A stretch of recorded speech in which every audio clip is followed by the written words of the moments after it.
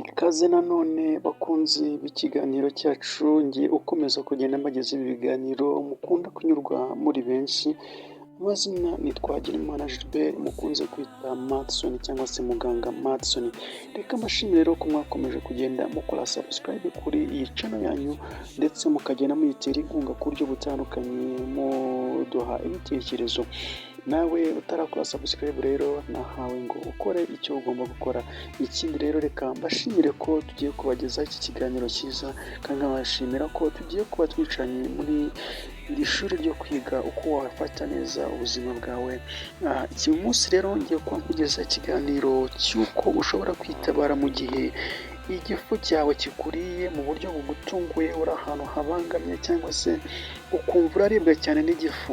Mu by'ukuri igifu kiturya mu buryo butandukanye, mu buryo bwinshi butandukanye.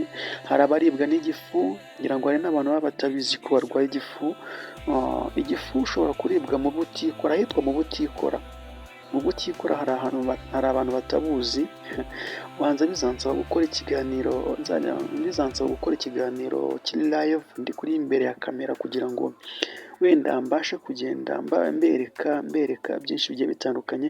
Ariko iyo bavuze mu butikora, aho igifu gishobora kukurira ni inyuma mu bitugu, mu ruhande rwo hejuru, ukumva hararemereye cyane, ukumva harakubabaza. Abantu baribwa mu bitugu hejuru rero ukumva hararemereye kandi hakubabaza, burya kiriya aba ari igifu.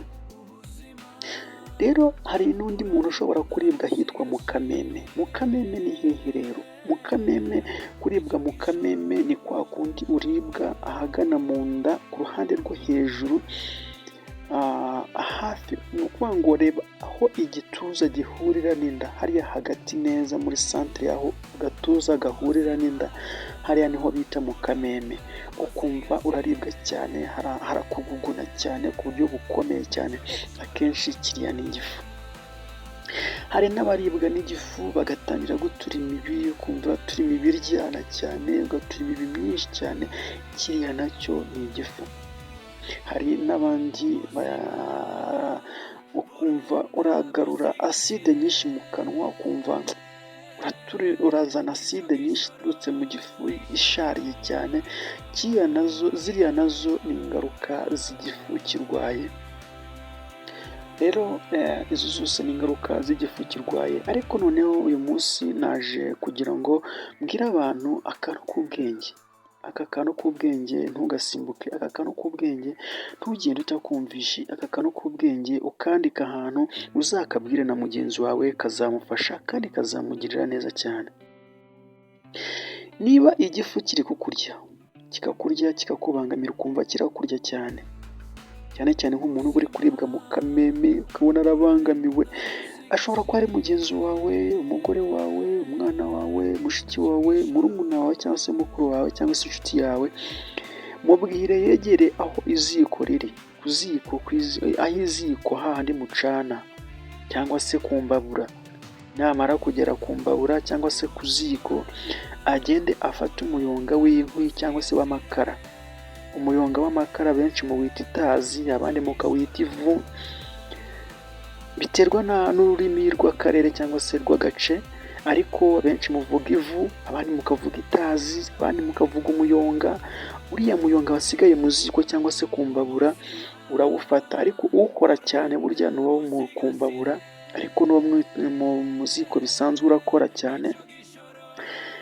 Fata iryo vu cyangwa se iryo tazi urinyungute. Kurinyunguta cyangwa se kunyunya, sinzi uko ndi bubivuge, kurinyunguta. Cyangwa se fata nk'akayiko kamwe k'itazi cyangwa se k'umuyonga, ubundi ukavange n'utuzi duke turinganiye, wenda nk'akarahuri k'amazi. Numara kubifata ubivange neza, numara kubivanga ubiyungurure, utwanda tujye ku ruhande, ubundi utwo tuzi utunywe. Utwo tuzi nutunywa, ndakubwiza ukuri by'ukuri, kandi uku ni ukuri mubwiye, igifu cyawe nikiba ari cya gifu gifite acide nyinshi, cyagize acide nyinshi, uzaba ukoze umuti ukomeye cyane, kubera ko igifu nyuma y'iminota itarenze 2-3 aho ngaho igifu cyagihita gikira, kiratuza.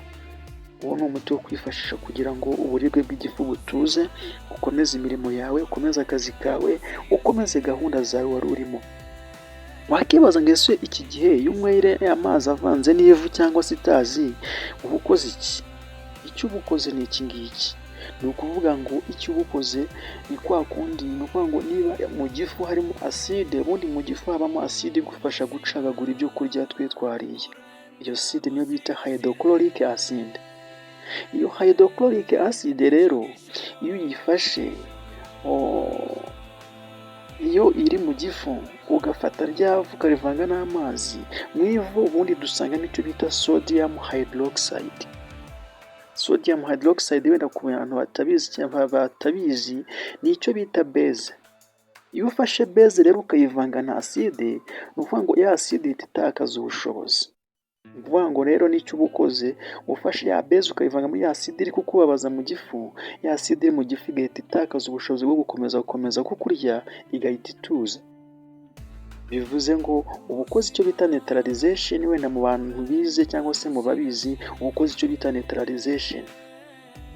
Uwo ni umuti uzagufasha, uzawurangire n'undi mugenzi wawe, kandi umubwire nawe aye aza twigire hamwe, turebe twa tuntu tw'ingenzi dushobora kudufasha mu buzima bwacu bwa buri munsi, bigatuma umuntu arushaho kugira ubuzima bwiza buzira umuze n'amagara mazima. Uyu ni umuti mwiza cyane, umuti wagufasha mu gihe waba umerewe nabi mu gihe gito cyane. Reka ngushimire aho twabanye muri iki kiganiro. Amazina yanjye ni Twagirimana Gilbert. Niyemeje kutazabatindira mu kiganiro kuko ngomba kujya nkugezaho utuntu twiza kandi tw'ingenzi tugufasha mu buzima bwihuse kandi bitakugoye, bitagusabye ibintu byinshi. Reka ngushimire ko wakoze subscribe. Reka ngusaba kugira ngo niba hari ikindi kintu wifuza ko twazagufasha, uzatwandikire kuri WhatsApp yacu. WhatsApp yacu ni iyi nimero iri kuri screen: 0722 13 4 8 10. Aha niho ushobora kutwandikira kuri WhatsApp tukagufasha no ku bindi ushobora kuba wifuza kuba twagufasha. Ngaho komeza ugire ibihe byiza. Ciao ciao.